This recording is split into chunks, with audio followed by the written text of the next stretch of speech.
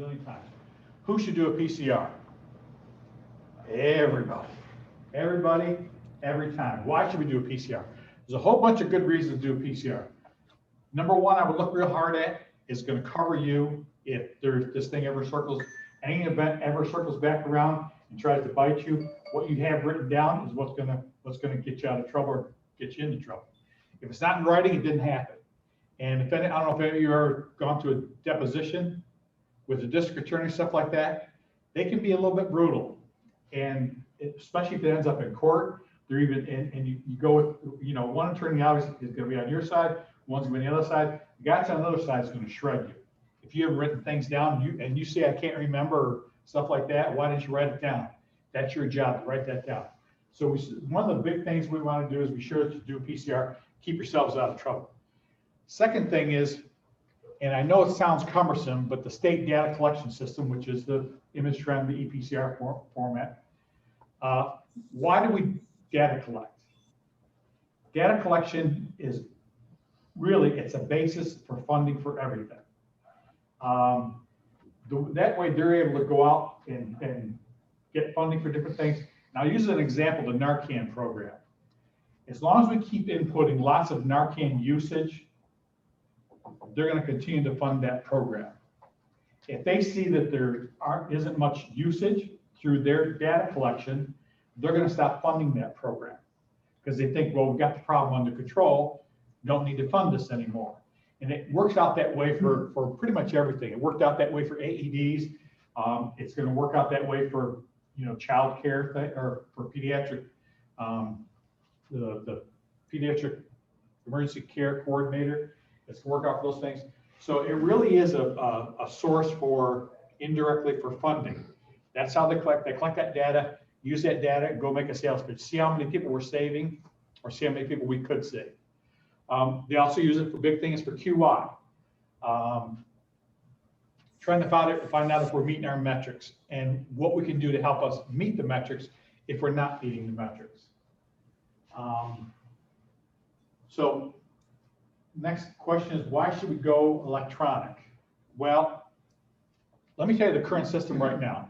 Most of the ALS systems are already electronic. It's the BLSFRs that aren't. Currently, when you turn your paper PCRs into us, we send them off to a collection point down in New York City, and they hand input every one of those. At one point, they were a year and a half behind, just because of the sheer volume, because they're entering for every agency, every BLSFR across the state. So that's inefficient because now you've got stale data. That data is a year old, year and a half old. I can tell you a little experience we had. When they deployed all those ambulances down in New York City, the National Ambulance Contract down in New York City, they did paper PCRs. Every one of them was a paper PCR. What they did in turn is sent them out to program agencies instead of sending them to the regular vendor, sent them out to program agencies, and we manually inputted every single one of those. We didn't do every single one, but we did thousands. Bruce did over 50% of them in our building. And the reason, and they got a lot of pressure from the upper levels to get this stuff into the system so they could have good information and know exactly where we are. How many calls are they actually running? You know, what are the times in those calls? What's the nature of those calls? Are they all bogus calls? Are they people that think they've got COVID and are just, you know, wanting somebody to come over with them? You know, they noticed obviously that people weren't calling on strokes, people weren't calling on, you know, a lot of cardiac situations. So the data, they need fresh data, and electronic is the only way to get it. And the way, basically, the short and the long of it, for an electronic PCR, you complete an electronic PCR, it goes to state immediately. Like right now, we can go to a computer and I can look at, and we'll pick on Airways because nobody's from Airways here, and they're not in this county. We can go in there and we can look at their calls from today. They're pretty good. They probably have everything in there up to this minute. Some agencies are good, some are not so good. Now, it may still be raw data, it may not be locked in, they may still be editing it, but we can have some sort of information. Not that we need it that quickly, but the state can certainly access those kinds of services. Who must go ePCR? The state wants everybody to go to some form of electronic format. How you get there is up to you. So currently what they're offering up is option one is the New York State paper PCR portal. The way we currently understand it is those folks will continue to get the same PCR you've been looking at for 100 years. You will get that from the state, not from us. That'll come from the state. It'll only go to you, and currently they're saying it's a 1-for-1 exchange. Now they'll probably give you 25 up front or whatever the case may be, but you use one, they'll send you one. You use one, they'll send you one. I don't think they thought that through completely, but that's not my call to make. So when you do that paper PCR portal, what you do is complete that paper PCR. Then you have to go back to your station and you complete a short electronic form. It has, I think, 27 data points, and we're going to show you that in a little while. There's 27 data points. It's largely demographics, in time, you know, some things like that. But there's only 27 data points.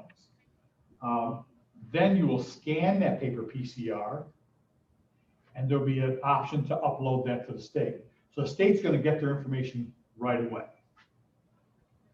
Option two is the BLSFR New York State Image Trend platform. Image Trend is just like, if any of you are familiar with ESO or EMS charts or Zoll or any of those, it's an ePCR platform.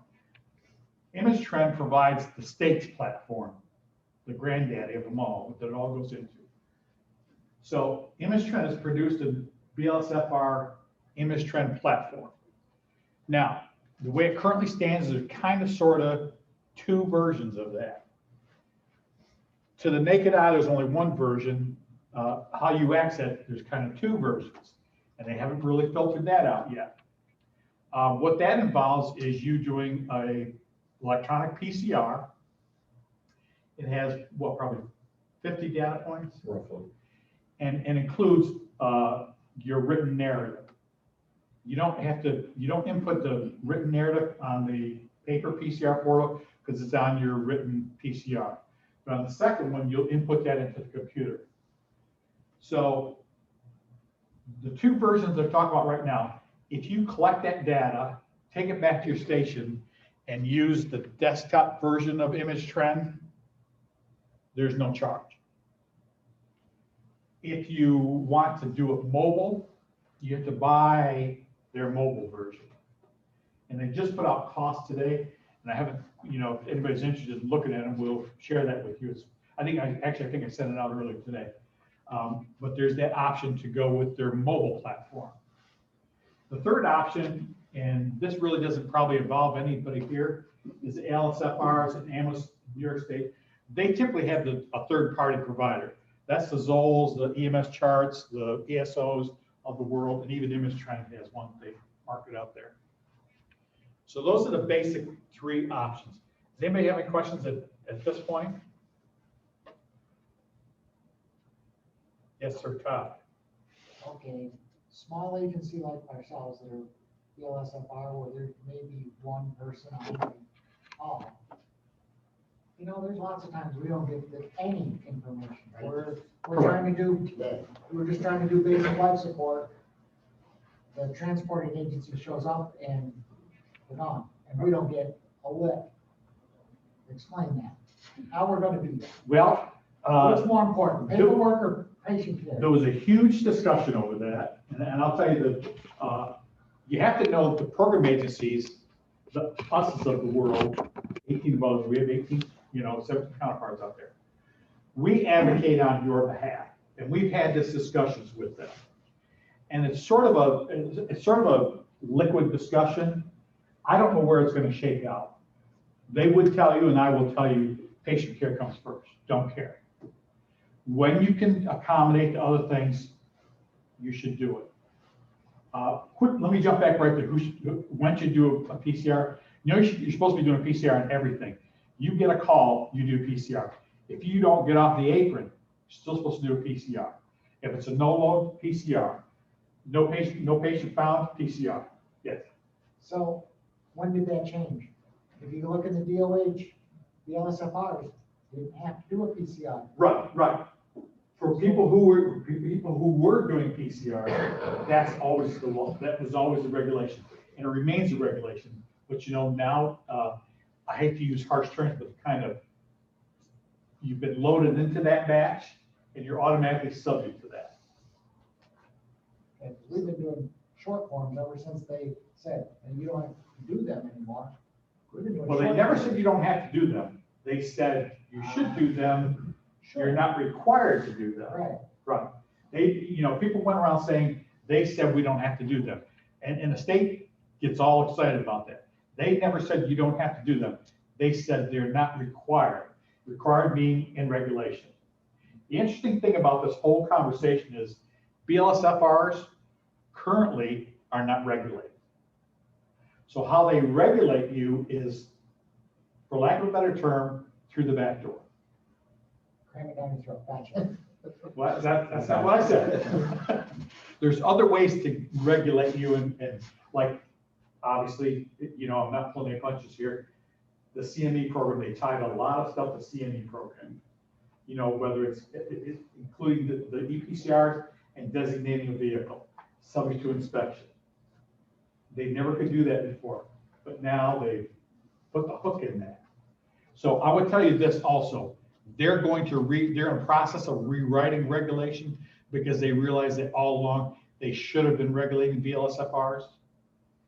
I don't think it'll be cumbersome, but you know, don't invest anything in that. That's a long ways down. For them to write a regulation is a year or two process. I'll tell you this, just to jump off sidetrack, they're rewriting the equipment you're supposed to be carrying. That process has been going on for 2 years. They hope to finish it at the end of this year. So, and the good news on that is they've gotten all the junk out. You know, that stuff that you've never used and probably forgot you have, and you may even have it in a bag that's locked and says state required, that stuff is gone.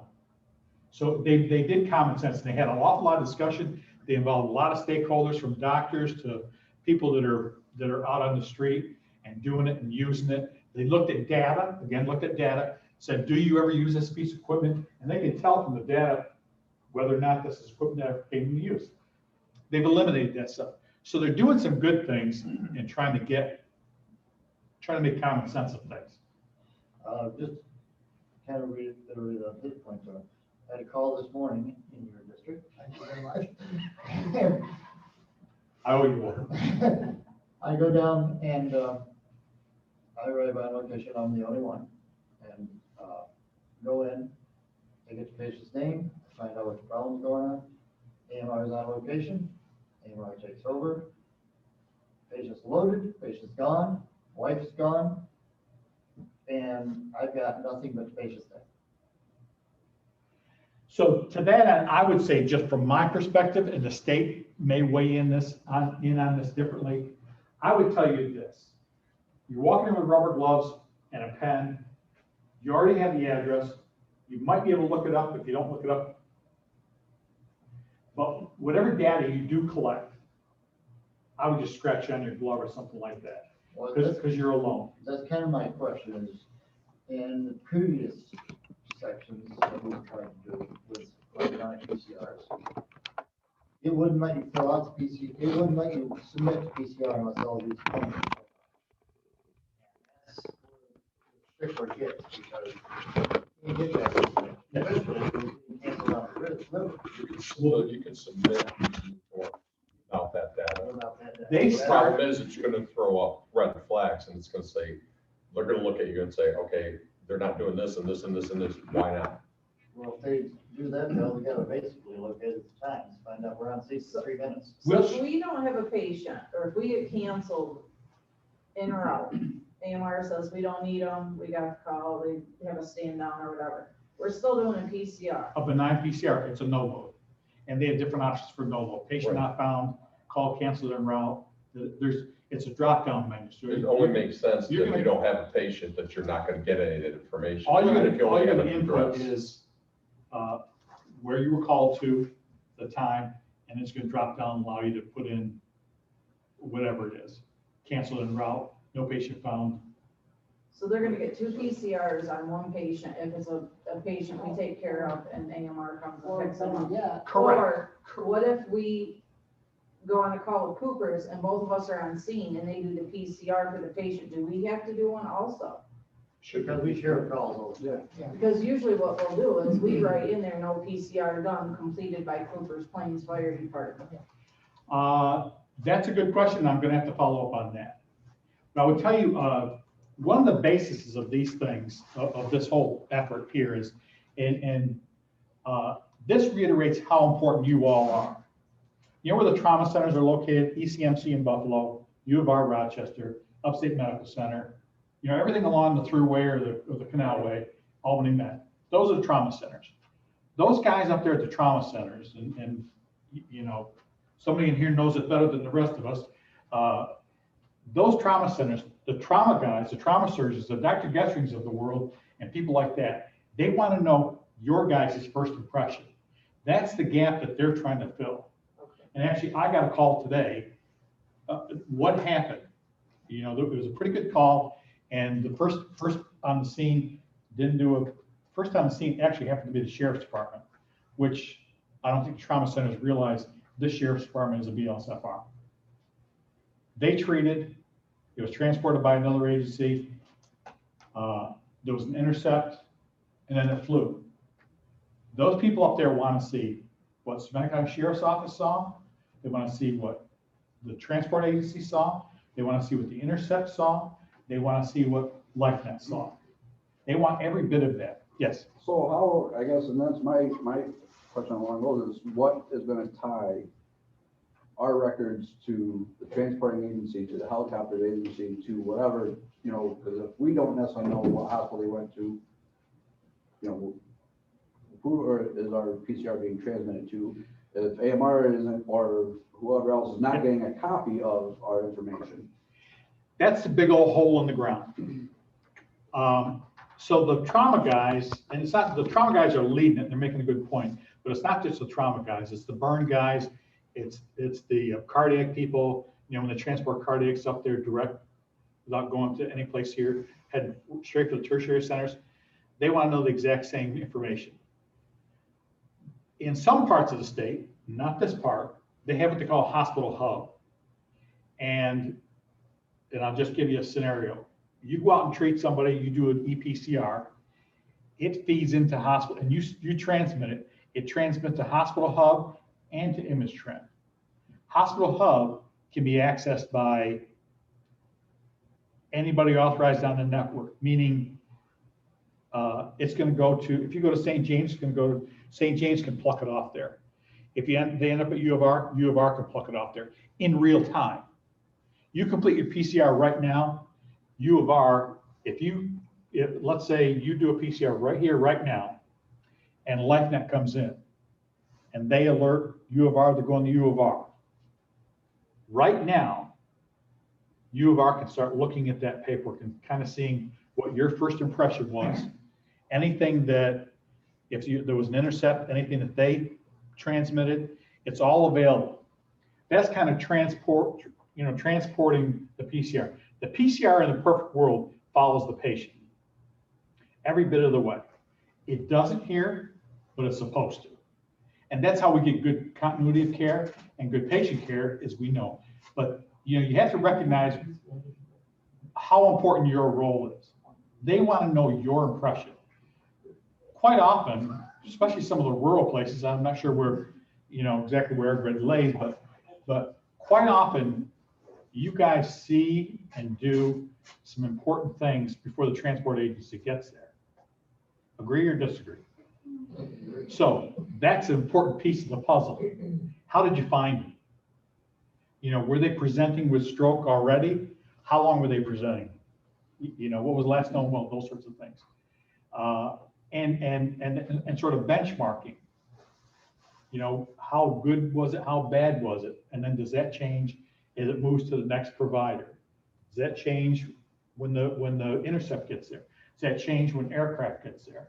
Does it change when they ultimately land at you know, U of R or upstate, wherever the case may be?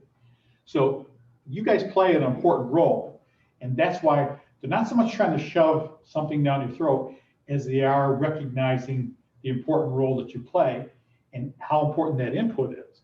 Not just for data collection, but, you know, they're adamant, they want to know what you guys saw.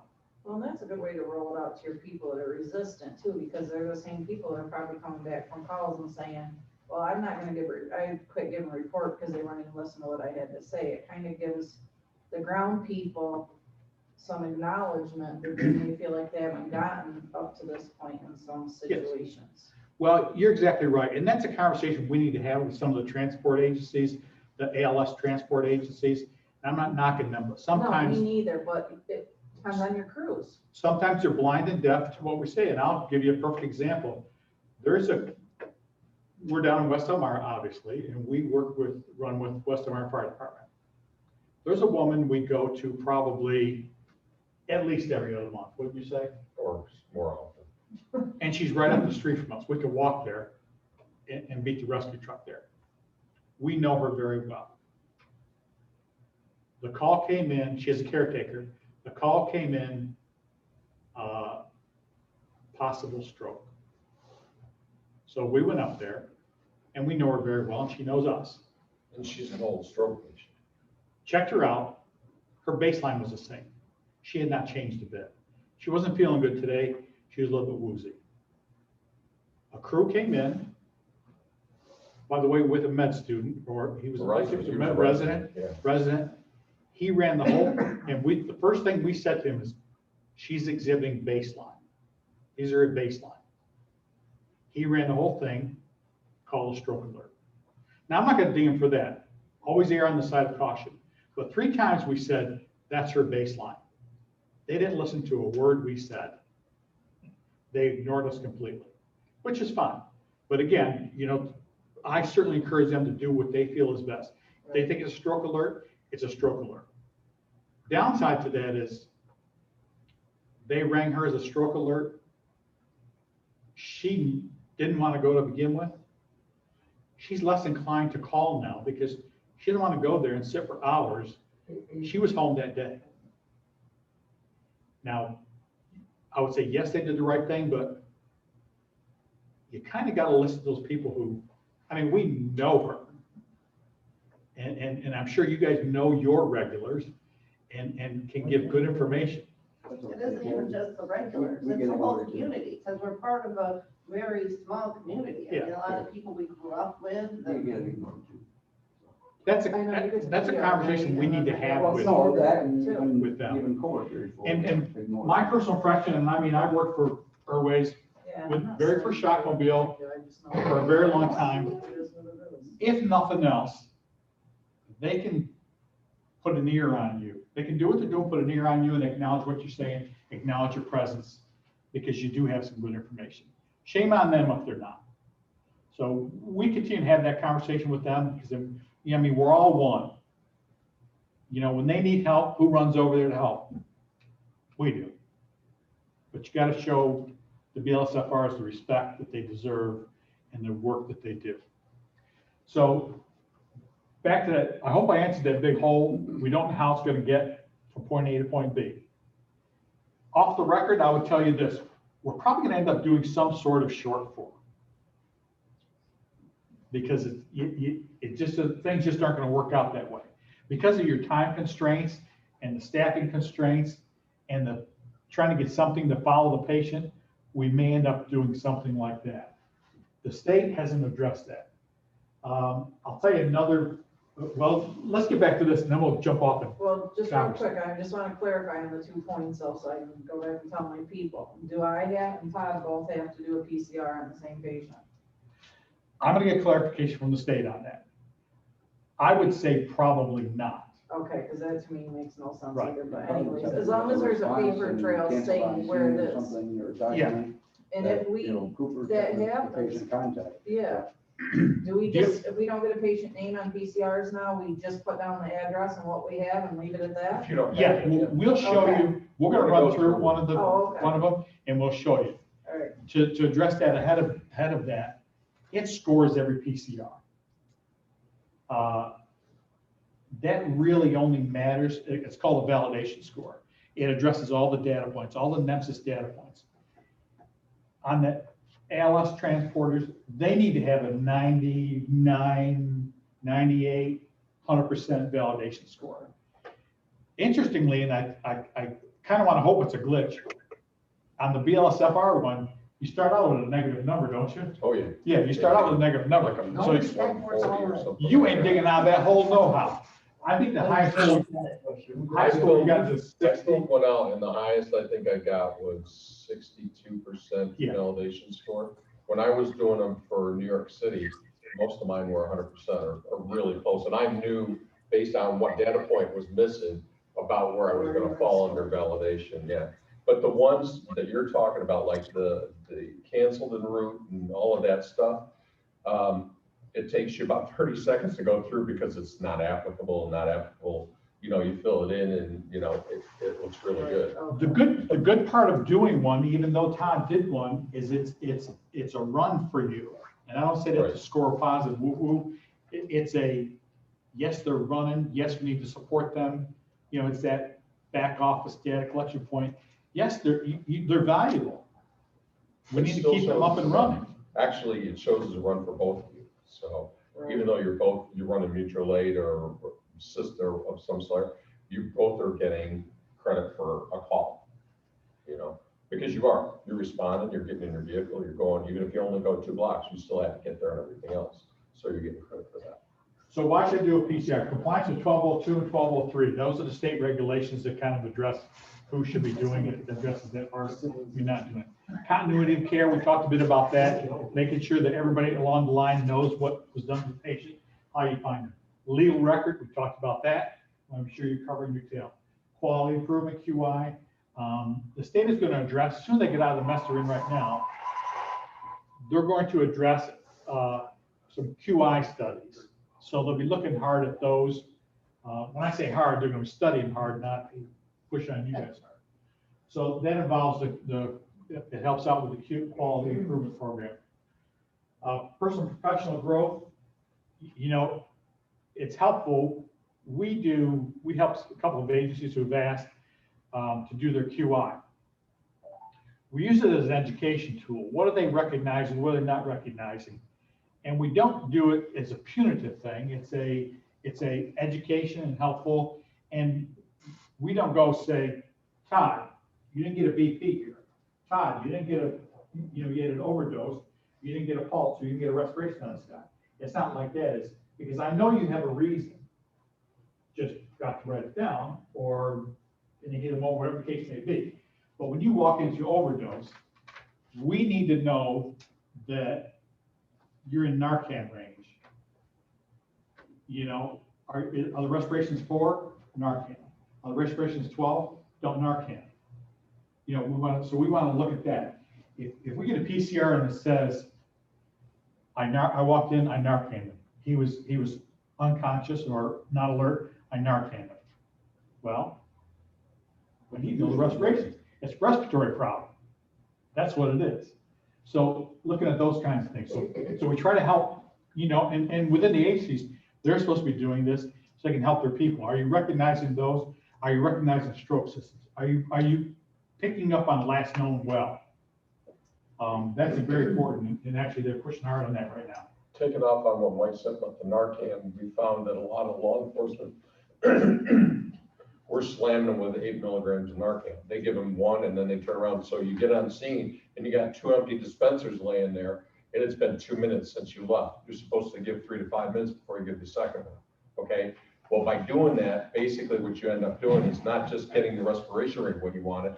Now you're waking them up. When you wake them up, now you got your hands full, or ALS is going to have their hands full when they go, because now they're puking, they're, you know, they're getting violent, they're getting nasty and everything else, where if you watch what you're doing and you administer it the way that it's supposed to and you monitor respirations, you're not bringing them around so that when they get to the hospital, they can bring them back slow rather than slamming them into withdrawal and having to deal with an ornery patient at that point in time. So we're actually able to track it, go back to the agencies and say, look, you know, you got to give them this time frame, all right, or this is what's going to happen to you. It's not a punitive thing, but do you really want to deal with this? If you do, then just keep giving them the 8 milligrams. Well, and it still happens on the ALS side too. You got ALS providers that are still slamming Narcan, you know. Thank you. Oh, yeah. When they're not supposed, when they. Right. should. But. And tell them they they'll get let what us they, slam they them get what for they it. ask for at that point. in time. Oh, no, You know better. absolutely. You know, but, you know, a lot of it, again, is, and even for the first response side of it, you know, law enforcement slamming it up to them, so by the time you guys are getting there, that's when they're starting to get ornery. It's your problem. Right. So is law enforcement, like the sheriff's departments or EMTs around here, are they gonna have to do this, the PCRs? Absolutely, they do one already. Okay. They do their own. It's probably more involved than the one that you're doing. Yeah, theirs is, Because, I mean, by the time we get on scene, because we aren't called to scene until the scene's safe with the sheriff's department, they will have administered the Narcan before we get there. You're right. they Correct. probably wanna- yes. And just one quick commercial for the Narcan, ALS is gonna start titrating. They're supposed to be titrating anyways. So, well, they're gonna hammer down on Well, I titrating hope so. because, you know, again, a little commercial. Our goal is not to wake them up. Our goal is to get them breathing. That's it. And then look, we also talked about good data, good decision-making. If the good data, there's good data out there, we're using a lot of Narcan, we need to continue to fund that program, or whatever the case may be. Okay. Let's see. Okay. I just captured a couple of the highlights of 1202.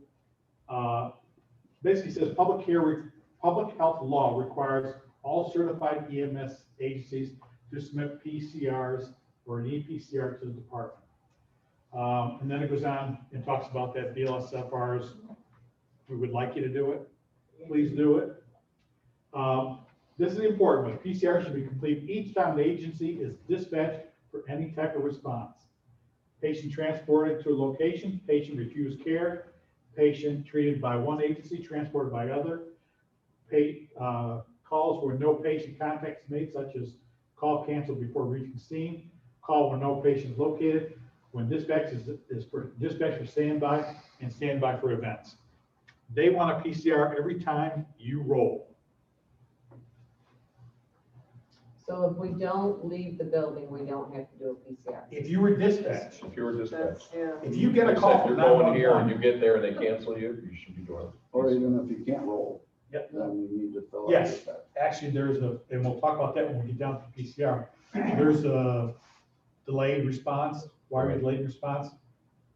Flat tire, you know, you have to put flat tire. Vehicle couldn't function. I think it's a, Because I thought if the ambulance didn't leave your building, you didn't have to fill out a PCR. If you're just Home off. dispatched. you're on. So if Jasper gets called, Jasper So can't if you get have to go approved, they for call it, you get it at Woodhull, the same time? Woodhull can't get approved. They call Is it Cameron, going all Cameron four of you finally at gets the approved, same time? Jasper, Woodhull has to fill out PCR. Should be. You don't get nobody responds to the station for the call, do you? Pardon? I think it's gonna head in that direction because Okay. this, and I want to say this carefully, and hopefully that doesn't come around and bite. What they need to know is, and I'm going to make up a scenario. Monday through Friday, from 9 a.m. to 3 p.m., West Elmira can't get out of the barn. They need to know that. And that's also part of the, talking about Steuben County, that's part of that Steuben County study that they're currently conducting. They need to know when people can't roll. Okay, then another question now. We're on Woodhull's box alarm for Bravo Yep, and yep. calls. I can look on my phone and see that, yeah, Woodhull has a crew. I would have to fill out a PCR still? I would say, I would defer that to the state. I'm going to kind of say, If you're a dispatch. then- Yeah, You're- dispatched. yeah, if But you you were just, dispatched, you could be canceled, but you still technically have to fill out a PCR. But it- We're recalled all the Right, time. so, Yeah. but that would still mean that you'd have to. I mean, and we're called for Can of Steel Yeah. 5 times a day that we don't go to because Can of Steel has a crew, Can of Steel 20 minutes. I think away. that's something we'll need to fine tune with the state. Keep in mind that this is, like I Yeah, that's said, a lot of paperwork for volunteer that. Well, Well, it's, yeah, 'cause I'm thinking him or I's gonna end up having to go in on a monthly basis and sit down for No, an you got hour 4 and hours. fill out. Yeah, You what, only have 4 hours. what if nobody put an responds? asterisk after that. Okay. I was say, Yeah, I mean. you get there as soon as you kind of do it, but Well, we don't get a response. That no load, no call really takes, it doesn't take but a minute or two. We'll show you that, how you get to that. So it really isn't cumbersome. it isn't as cumbersome as it sounds. But anyway, we'll get a final determination from the state on that, but the ruling actually says, if you were dispatched, you need a call. Mike, we have a question. Yes, Jim Worthington from Irway. He wants to know what's a solution for the handoff of demographics between BLS, first responders, and transporting agencies, ALS. As I understand it, fire department PCR programs won't necessarily be completed on scene. that's the part of that black hole, and we're going to talk a little bit about continuity of care right now. So there's two parts to the handoff. One is the verbal, and I copied off U of R's MIST card. Is everybody here familiar with the MIST thing? So it's just getting the 4 important data points they want, and that's what they expect. That's what they expect when an ambulance hands off to them in the hospital, and that's what they expect from when you hand off to the transport agencies. And it's very basic data. I can copy this and send it out to all the agencies, but it's very brief. That was pretty much the T9 form, Yeah. for the most part.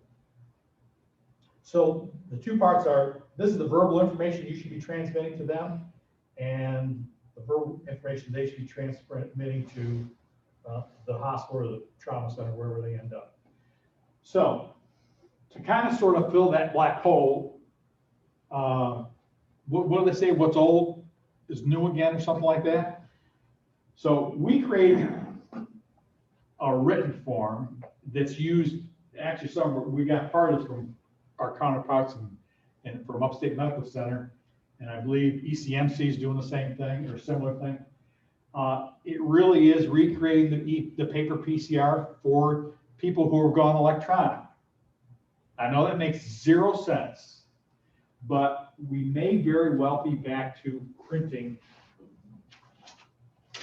2-part, one to keep, one to hand off, because of the heat of the moment thing, where you don't have time to do a whole lot, but you can write down a little bit and hand them something. They have something to go, and you have something to take back with you.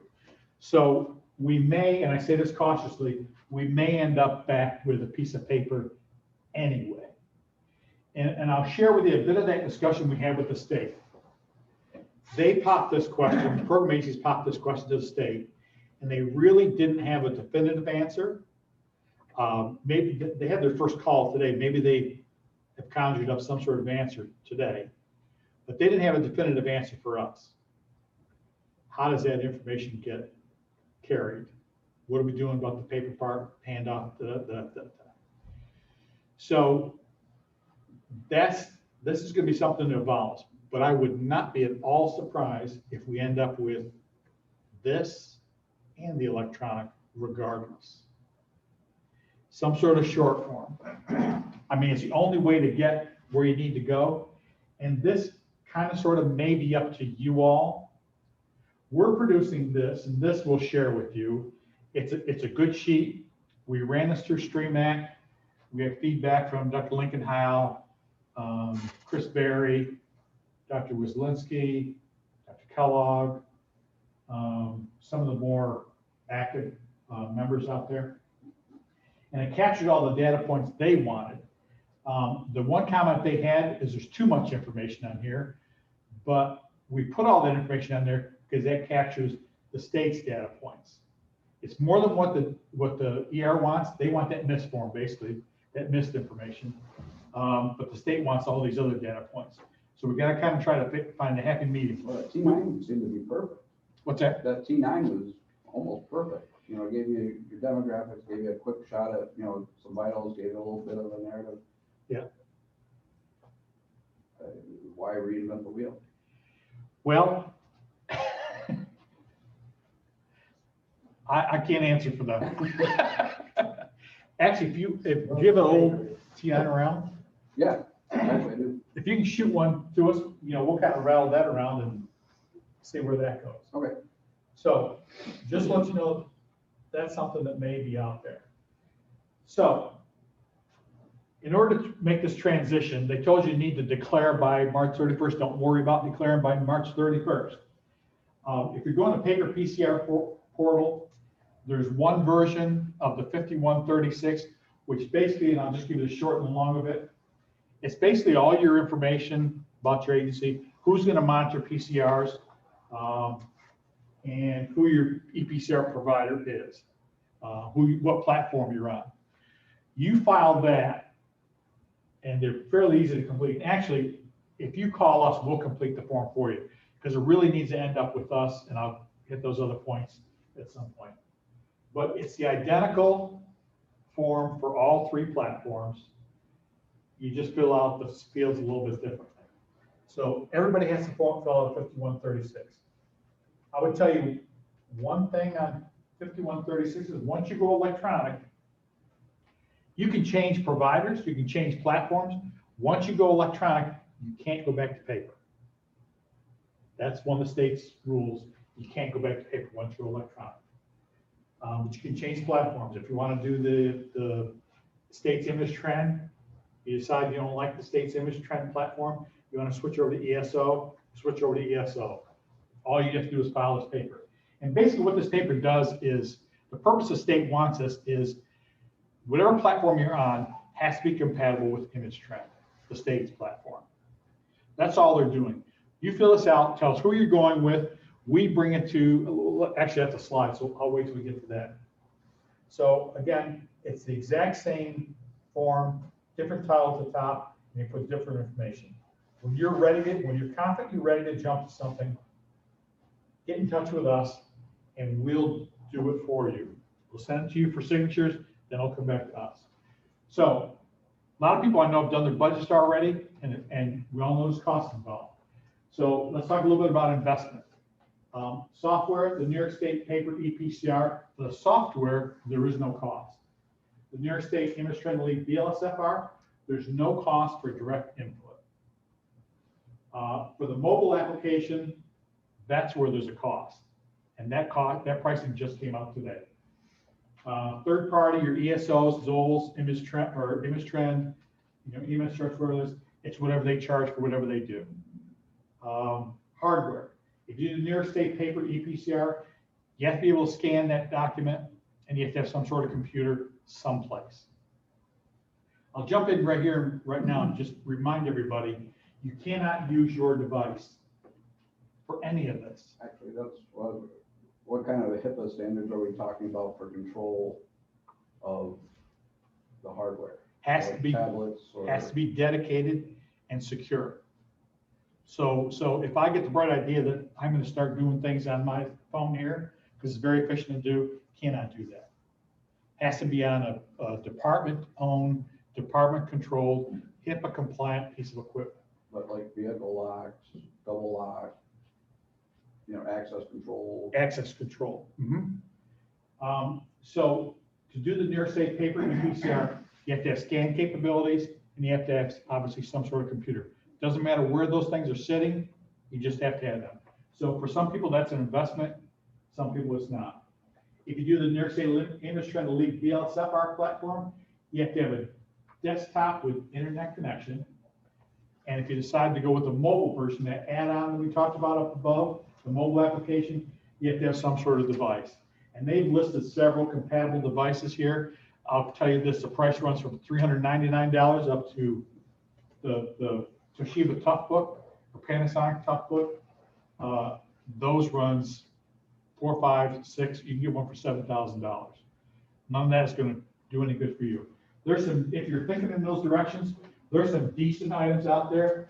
Karen priced some of them. Karen, do you recall any of that pricing? I'd say pretty much the price of an iPad. Yeah. And you want to get something, if you're going to go down that road, you want to get something that has a good, good case on it. Something rugged, that's mic resistant. I do know that the Galaxy Tab Pro has a case that's very compatible.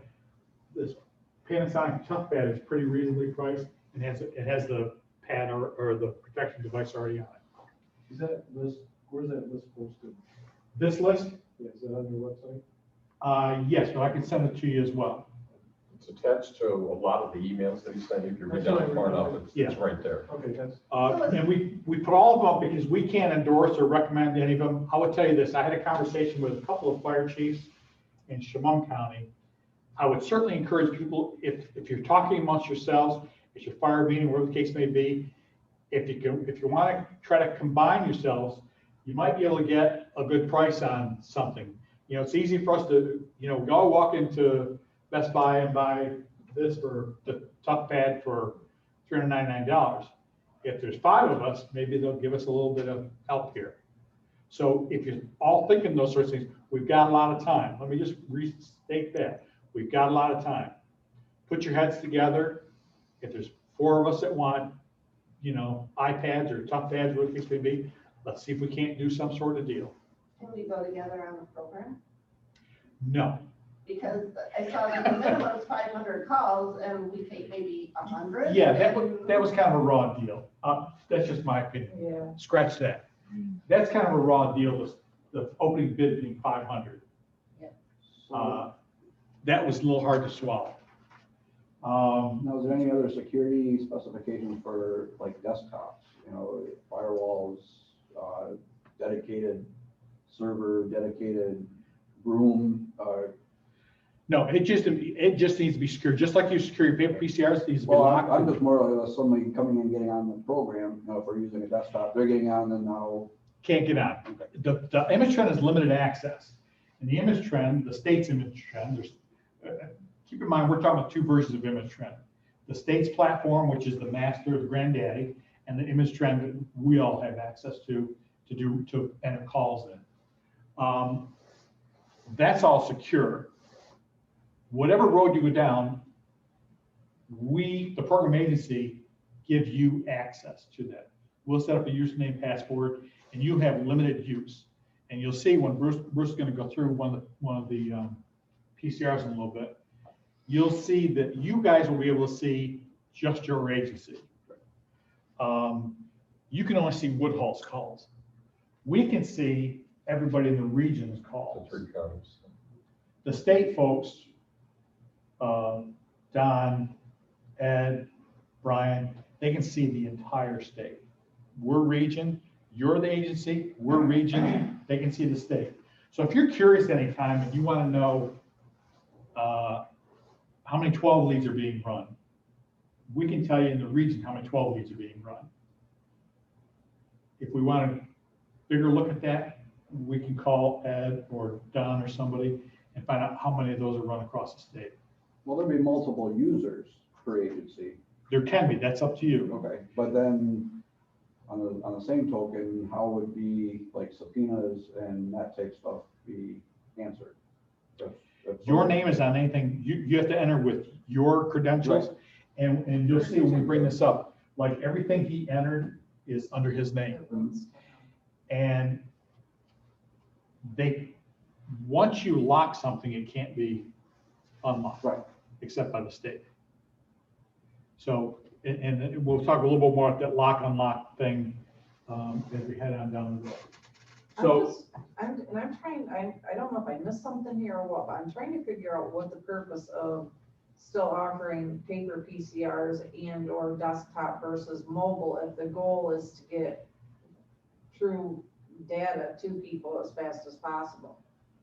Well, I mean, 'cause I can say, when I worked up at South Seneca, we had EMS charts. So we went out, we had just a paper form, we just jotted our notes, and then we went back to the station. And that's where I wrote out the PCR. Yeah, And then, once you submit it, it faxes it on to the hospital. right, well, what I'm So- saying is that's not gonna go to you as my ALS provider to the hospital, You're right. the patient. Well, but I- again, there's that's that where black the hole. T9s or whatever came in handy. Right, If we interface with, first response unit or whatever. But it's no different than what AMR is doing now, when they come out to you guys, they're not doing the chart right there. And in fact, probably most of them are actually not doing the chart until hours down the road, even though, Exactly. depending on how. I would tell you this, the only ones who are doing that are the large agencies that are rolling with paid agencies. They're rolling with 4-man crew. And by the way, one of them is a scribe. right. If you look at and we do a little bit of work with Dr. Antevi, and he's down in Palm Beach and whatnot, and he has a training film and he shows one of his crew's roles, and there's 4 or 5 there, one of them is the scribe. That's all he does. So his job is to, and he's just banging away. That's lovely. But how many of us are getting 4 or 5 on a call? Yeah. And interestingly, when we roll on those West Elmar calls, oftentimes we're the scribe, because sometimes we're the last ones there, so oftentimes we're the first ones there. But we pick up and we do that. And also that's also part of our buffer too. One guy in, if you need a second guy goes in, and we stand back and we scribe. We start filling out the PCR for them. So we try to always hand something off. So back to that, there is cost, depends on, what your wherewithal is and what's gonna work for you. Again, it's gotta work for you. It's gotta work for you. And when I say gotta work for you, it's gotta be something that somebody's gonna do. One question on that, too.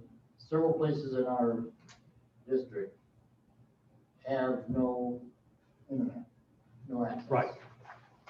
If we're using a tablet, I can answer that because I know where you're going. I think I discussed it Not to before. cut you off, but actually, we addressed that just today. If you go with, I don't want to sound like I'm doing a commercial for Image Trend, but I know ESO does the same thing. And again, we don't endorse any platform. If you go mobile, it stores it, and the minute you hit a hotspot, it'll upload it, it'll transmit it. That's what you're talking about the other night. So it does get you where you want to go, because, and actually it was one of our partners who has an even, well, one of our partners is North Country, which is everything north of Albany to the Canadian border. He's got some dead spots. So they certainly bump up against us. And then one other thing, I forgot to mention there, if you go with like a laptop, if you get a lot of those small devices, pads, you can get them through AT&T or Verizon or whoever, and it comes with their Wi-Fi service. Otherwise, if you get some of those tablets, you might need to buy an air card or a hotspot or something like that. So there's definitely costs involved depending on where all you guys want to go for. So third parties, that I don't think anyone in this room is interested, but that's just some of them. Again, we're not endorsing them. Ems Trend, ESO, EMS Zoll, Rescue Medics, and then places like AMR have a proprietary one that's just theirs. Susquehanna County has a proprietary version that I think they would let people on, but not sure you want to consider going on that. But those were things that were developed in-house and just for them. So CME program meets ePCR, and I'll let Bruce talk a little bit about that because he's the CME guy. And this is the real rub, and this is that date that we talked about you're bumping up against, that January 1st. Yeah, 2022. I mean, a lot of we did the addendums to the policies and procedures. Well, this is one of the reasons, because PCRs, if you're doing CME program, are absolutely required. If you're not doing PCRs, you're not in the CME program. And now, by January 1st of 22, you have to be doing ePCRs in order to stay in the program. It's like Mike said, they're getting what they want in reverse order. They know that the CME program is well favored, and especially in this area, and so they're taking advantage of that. Okay, so if you were doing CME and you want to complete doing it, then you really don't have a lot of choices.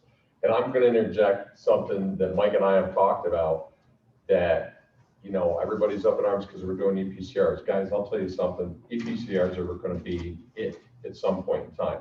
So if you don't get on board right now, you're going to get squeezed at some point in time, and everybody's going to have to get involved in it.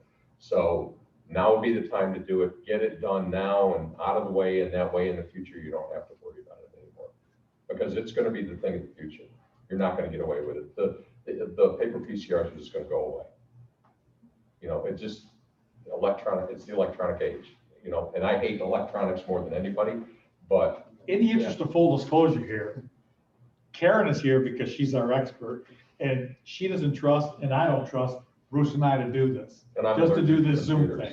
So we're not electronics people. We're not promoting this because we love electronics. That ain't us. I always say you need to find yourself an 11-year-old tech expert because they know more than I do. So the record retention side of things. Yes.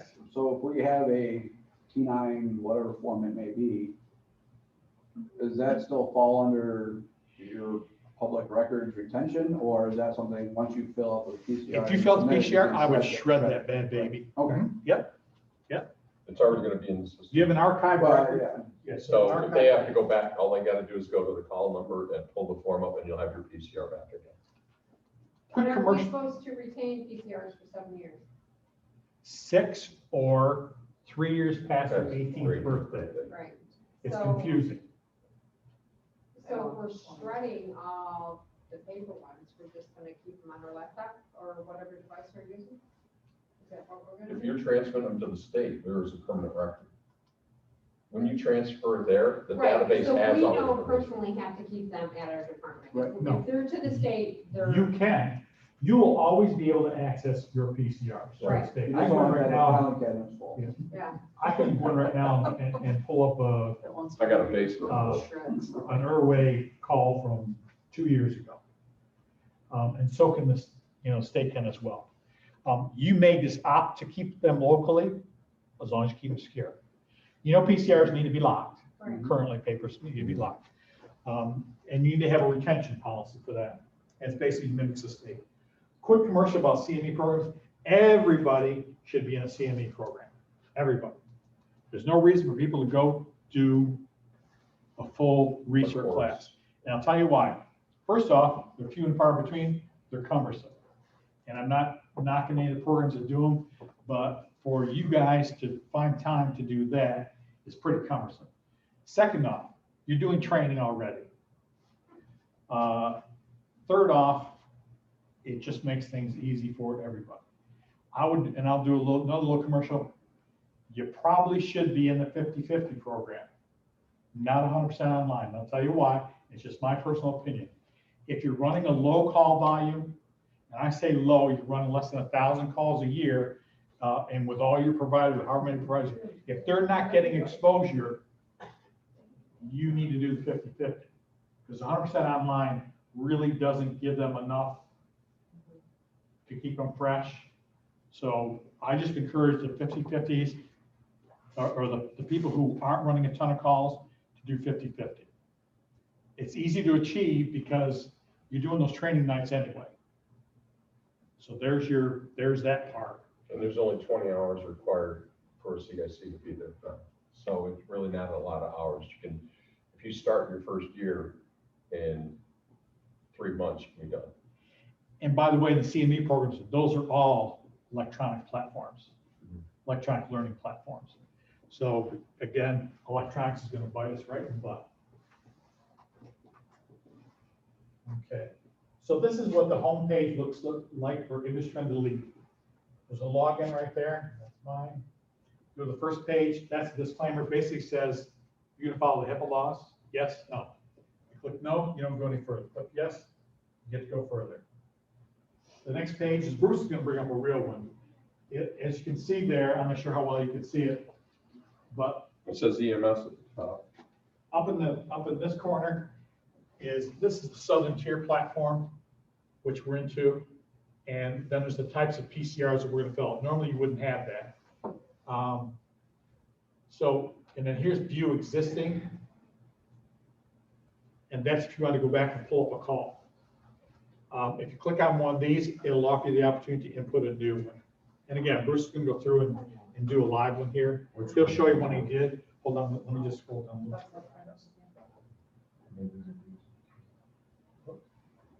Okay, so those are those options that we're going to play with today.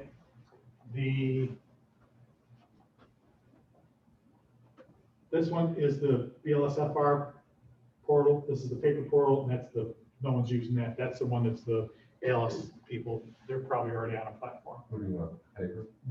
No, this is just, that's not image trim, that's just a screenshot. And this is what you get when you start clicking through it. This is actually the BLSFR platform. And you can see the information they're trying to collect over there. You just click through that. A lot of it is drop-down fields. A lot of it is entering data. Okay. Go back down to DOH. So the process, again, for the doing the 5136, again, we'll complete them for you. If you decide to complete yourself, fill it out, it comes to us. We submit it to StreamAct. StreamAct basically deems that it's complete and that it's compatible with the state's platform. Once they endorse it, they don't approve it, they endorse it. They send it on to the STREMSCO, to the council. This council does the same thing. They review it for completeness, they review it for compatibility with the state, and then they endorse it. Once they endorse it, it comes back to us. We do a final review, we sign off, we send it to the state. Within 3 weeks, it's supposed to be, within 3 weeks, believe it or not, it's supposed to be approved by the state. You will also pick a go live date. Go live dates are always a Tuesday, never on a New York State holiday. If there's a holiday in that week, they also kind of get a little hinky about it. Why do they only go live on Tuesdays? In case you run into problems, they've got 4 days to figure it out. They used to go live 5 days a week. And they realized that Thursdays and Fridays were killing them because people were going live on a Thursday and they couldn't get problems resolved. And when I talk about problems resolved, it's with the software vendors communicating with the state. Everything is all set up. Let's say you go with ESO. Everything's all set up. You're in the ESO platform. You're aligned with ESO at image trend state level. When they flip those switches, these two are supposed to be talking to each other. Where they run into glitches is ESO isn't quite talking to the state correctly. So they have to figure out what went wrong there and they're missing data points. You can't get validation scores, those sorts of things. So it's not a problem that you created, it's a problem with the software vendor talking to the state. So now they want 4 days to try to resolve that, which is pretty reasonable. So your go live dates are always on a Tuesday, never when there's a hot state holiday involved. Okay, so Bruce is going to show you a PCR. And this is Simon, and this is actually on image trend right now. There's that, I'm going to be good. Helpful tips. So see across the top here, like this is my account. So I can look at any agency. Just scroll down, I can look at any agency. We've just got to share that with people on Zoom.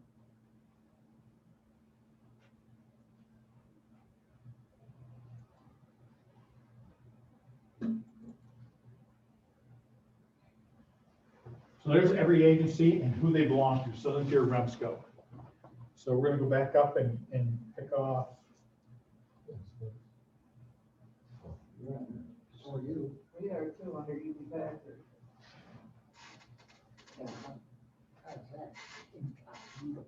This Southern Tier Remsco, that's the one that everybody will be allowed to play on. It creates a PCR on the state's platform, but it doesn't go anywhere. It's not data counted. It's not anything. It's just a practice session. So we're in Southern Tier, and you will only see yours. You'll see Southern Tier, and you'll see Tampa. That's all you'll see. You won't get a whole lot of choices here. On incidences,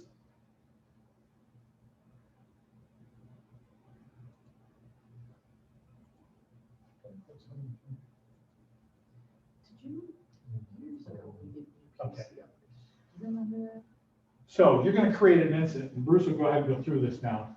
You'll see up the top left there is view existing. That allows you to go back and look at anything you've done, any run you've had. If you want to find out what happened, how many calls you had on December 15th of last year, pull it up, it'll put out every PCR. In the middle section, that's created new. You will only have one option in there. He's got 3 options in there. Click view more EMS forms down the bottom. Right, no, back up. Right there. Okay, so he's got 3 options there: the BLSFR PCR, the paper portal PCR, and the ALSFR, which no one's going to use, so we're not even going to mess with that. Does anyone want to look at? Actually, go back up and go to existing. So is there gonna be like a training set up, so as you, whether if it's image trend or something, Yes. There's some sort of training so somebody can at least pass it on or do it for the group. We're gonna do a session, once we find, there's a lot of links to this. Once we figure out exactly what the state really wants, then we'll share that with you. And then we need to afford you guys, in fairness to you guys, need to afford you guys the time to decide what you want, what's gonna work for you, what you can afford, those sorts of things. Once you've done that, and you definitely decide on something, we're gonna go with Zoll and we're doing ePCRs and da-da-da, then we'll set up a training with you. It may be by group, small group, it'll definitely be small group. The state's doing it, but they're doing it with 500 people, which I don't think is gonna work very well for us. So if you've got a couple people in your station, 2 from your station, 2 from your station, we'll bring everybody together and we'll afford you the opportunity to play around. You'll be able to go in and play around with the practice one. You don't want to go into yours because you'll actually create something. So and not coming at this, does anybody think they're going paper ePCR? Are we all going? Don't say yes. Okay. We are not. Just a quick thing about that. Paper ePCR does not qualify for CME. We can't, Okay. we're out. So, No. do you want to show your existing for that? So while he's pulling that up, see, it's gonna populate every one he did. And you'll see the same thing. Every PCR he did is right there. Just a quick note. I talked a little bit about the NAC contract for New York City and how we entered the paper PCRs. And this you need to get out to all your providers out there, and we all need to embrace. It really is not a cumbersome process. We did thousands of them, and we actually timed them. The average time to input a PCR was 9 minutes. Now, that's no loads, all the way up to full code. The average time is 9 minutes. So I'm gonna guess, and Bruce would know best because he did the bulk of them, you guys should be able to create an electronic PCR in 4 or 5 minutes.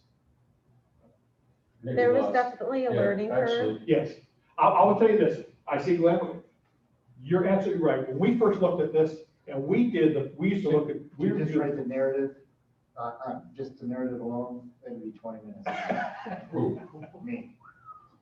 I can't type.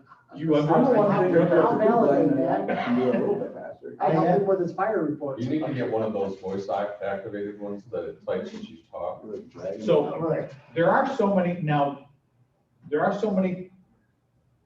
that are dropped down.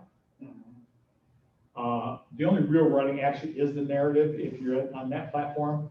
Also, Also needs spell check. some of them are going to pre-populate for you.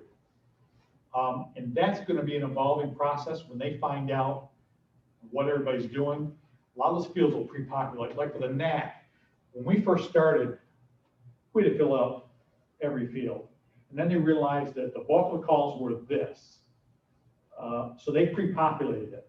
You can go in and change it, but if you're doing 90% of your calls of whatever nature, that's what they're gonna pre-populate it with. If you wanna change it, you change it. So we will have some control over the drop downs, we'll be able to go in and tweak them. I'll show No, you can't change what's in the drop downs, but you can change the drop down. He'll show you. A lot of it's preloaded, like medications, diagnoses, Stuff that's not signs and changed a symptoms lot, are all yeah. preloaded in. You just drop down, find the one you want, click on it. But when I say pre-populated, I mean, they're gonna answer it for you and you can override it. Mhm. And you'll You see can some, I think change it. some of You can those. change it. So go ahead into one that you Well, created. doesn't it do the same thing under demographics, like if you go to the same address? Yes, there's a recall of address too. Now, just to look off into the future, when this thing fully builds out, and I don't know when that'll be, there's Hospital Hub that does its thing we talked about already. Also, the dispatch centers will be able to pre-populate a lot of information. Once they get the dispatch software talking to this software, a lot of those things will populate. Your times will populate, your location will populate, and anything that they have will populate already. That's on the free version? No, that's extra cost. Interestingly, that's a cost I'm gonna guess the counties will have to share with somebody. But I can tell you this, we put it on the radar of Schmunk County because they're looking for new CAD software. And one of the considerations he's gonna try to do is to find something that's compatible, that's gonna talk across. So everyone might have to ante up a little bit, but I believe the counties will do the bulk. And by the way, it's a savings to the county because one less thing, they're taking all this information. And then what happens, an hour later, you're calling them, bugging them for this information. Now there's no more calling and bugging. It's one less phone call they have to do because that information is already shoved across. So will that work with image trend? I mean, it's not, It's gonna have to be image trend compatible. I mean, it's not something that, these agencies are buying image trend and then they go a year later and say, well, we're working with 911 now and we need a different program and everybody needs to switch. Those are two different things. Now, whatever 911 CAD software you use is gonna have to have a bridge that talks to this. And They that's can't on just go in them. and change it. They have to have, it has to be capable of doing whatever they have now. You're gonna like this. I work with this stuff at school document all the time. Well- Once you get used to it, you'll be okay, I promise. Well, it's not the. So here's the opening bid right here. And this is actually a live call. Patient care report number, that's auto-populated. That's done by the state. That's done by the state.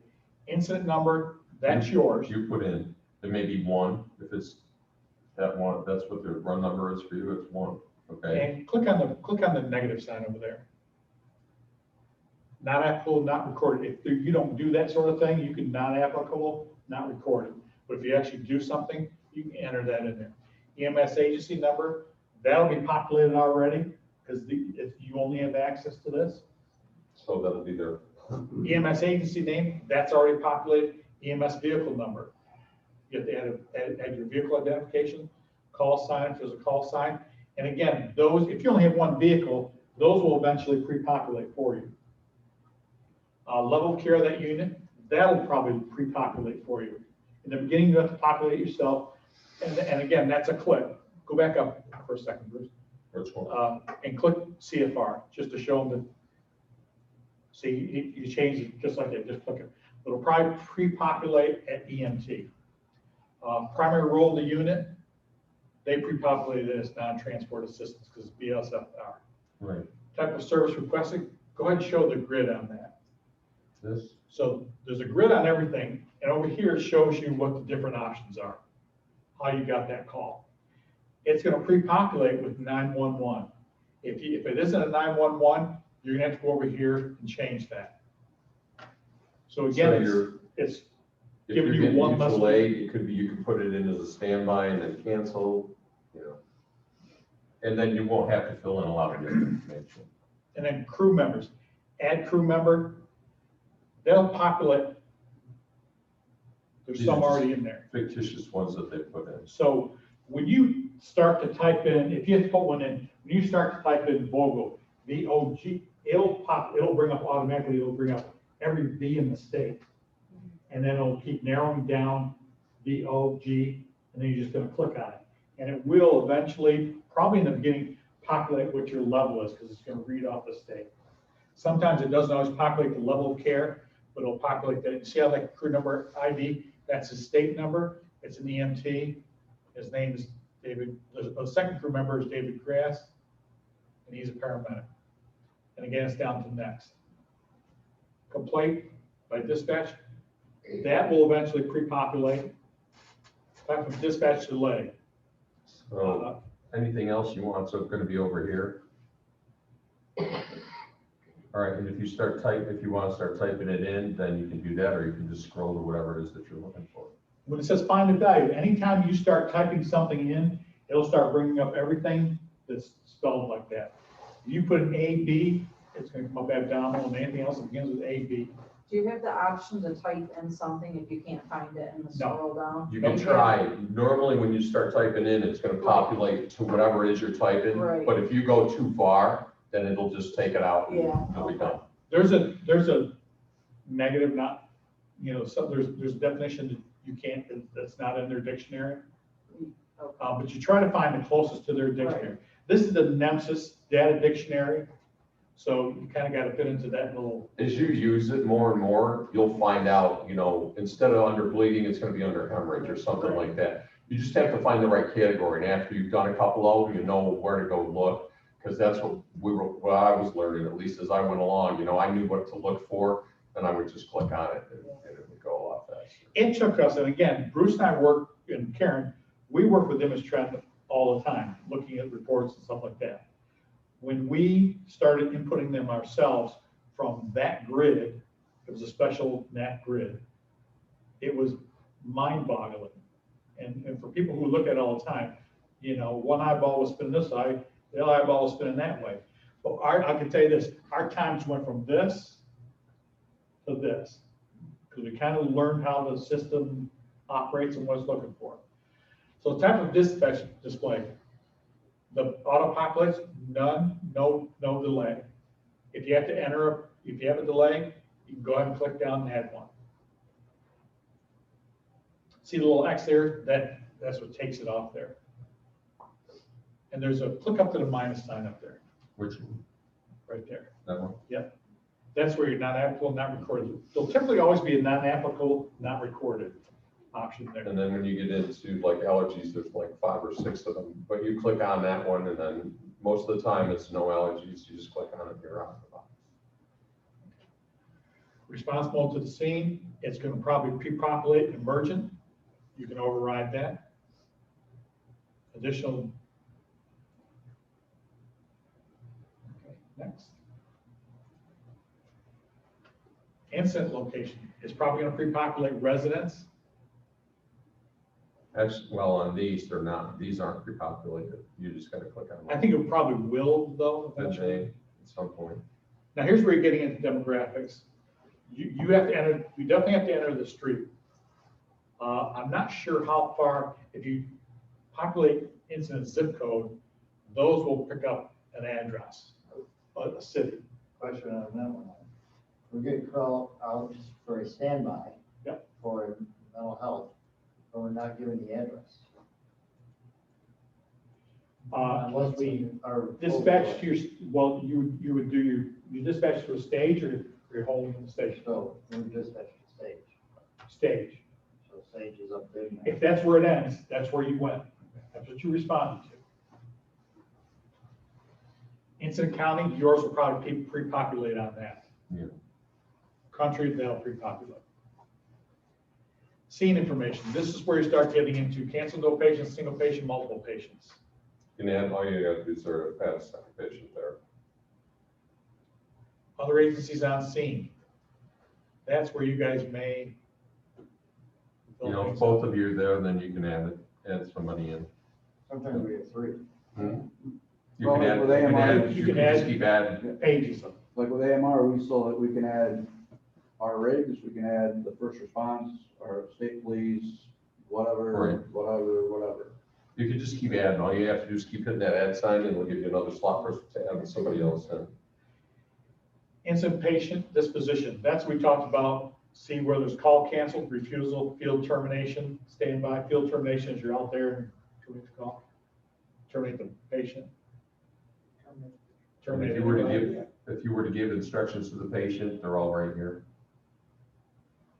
Yeah.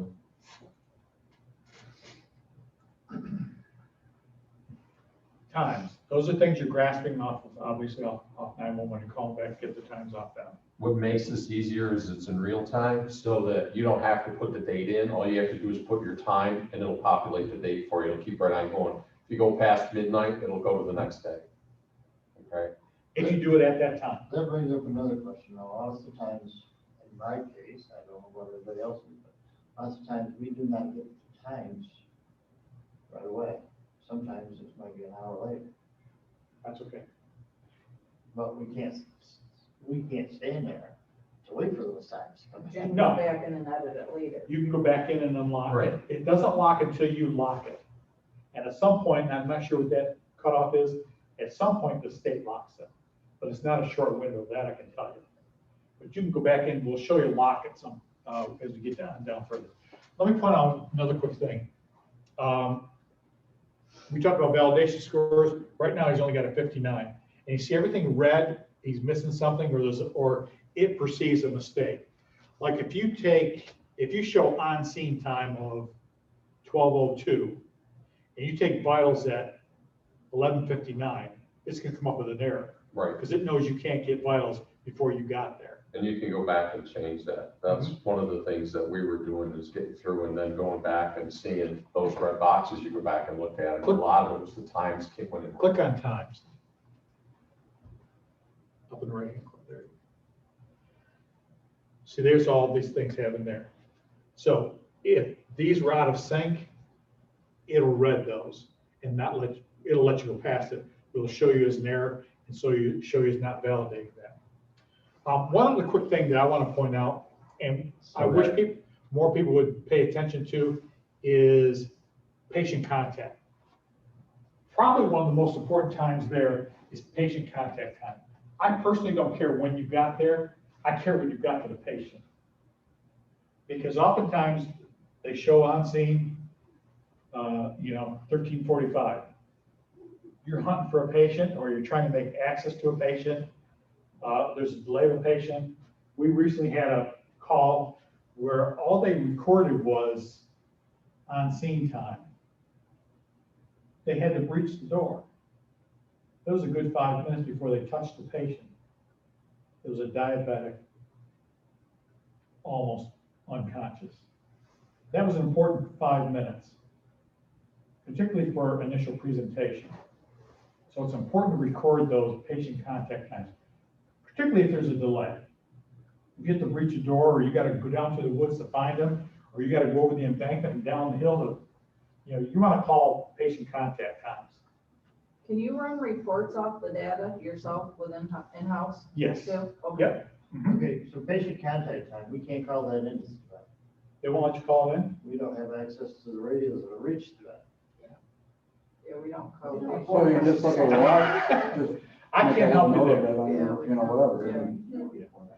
Most places don't call patient contact, but they're forgetting how important that is, because there's that delay of getting to the patient. And those minutes matter. You got a bleeder, and I show them on scene at such and such a time, and I have to go searching for them, or whatever the case may be. That matters. Would we be in violation if we kind of estimated the time we made it to? Because like I say, a lot of times we are single and we go in and if we got something that's. They're gonna say yes, I'm gonna say no. No, you're giving your best effort to that. Yeah, and I'm sure you have a good feel for it. It's pretty much telling. Yeah, and again, 5 minutes to walk. if you're walking up from here to that door, that patient contact time isn't significant and probably doesn't matter. But if you have any sort of delay accessing the patient, if you gotta wander through the house, or they're downstairs in the basement, you gotta get down there and you gotta get to them, then if there's minutes involved, you wanna record that. And usually you put it in your narrative anyways, like how long it took to extricate somebody, if you If had you're an extricated, MBA or something like Right, that. like, But if you have to to, go into actually making time, a specific timeline. We don't. When you have the big times are when you're a hard time locating the patient, you have to breach a door, things like that, where there's significant delay, which you actually make a patient contact and get your first assessment.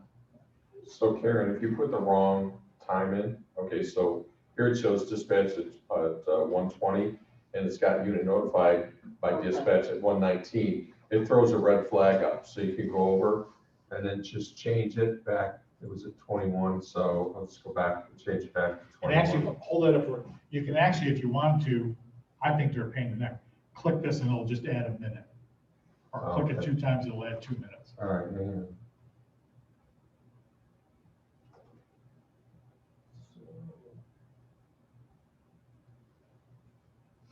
There you go. I like it. And that- I'm and already that- sold on. That corrects Well, we it, built- and all the times are back in sync with us. Unfortunately, the 3 of us have already built some bad habits for ourselves, because we did so many of them.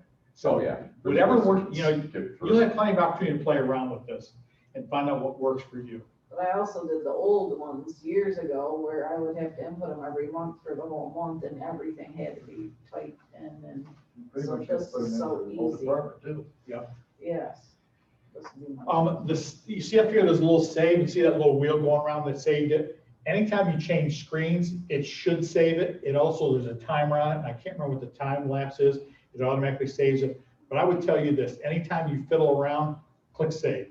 That way you don't lose. Also, you can get out of this completely and come back to it. It'll show up in your existings, not as a new. You can go back to it and continue to do whatever you want to do. But just be sure you click that save. It doesn't lose a lot of data.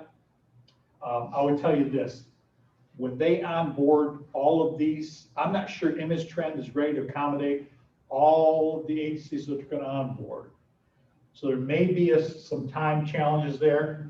It may drop a couple of calls, but that's why it's in your best interest, whoever your ePCR coordinator is, to go in periodically, once a week, once a month, whatever, and do an accounting. We know we ran 30 calls, there's only 29 showing up here, who's missing?